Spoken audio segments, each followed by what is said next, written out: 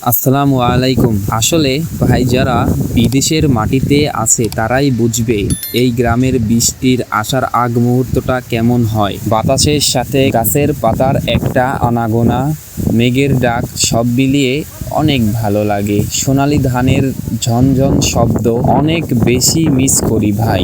যারা যারা বিদেশ থেকে আমার এই ভিডিওটা দেখছেন অবশ্যই কমেন্টে জানাবেন কে কোন দেশে আছেন আর নিজের দেশটাকে কতটা মিস করেন নিজের ফ্যামিলিটাকে, নিজের মাটাকে কতটা মিস করেন। ধন্যবাদ।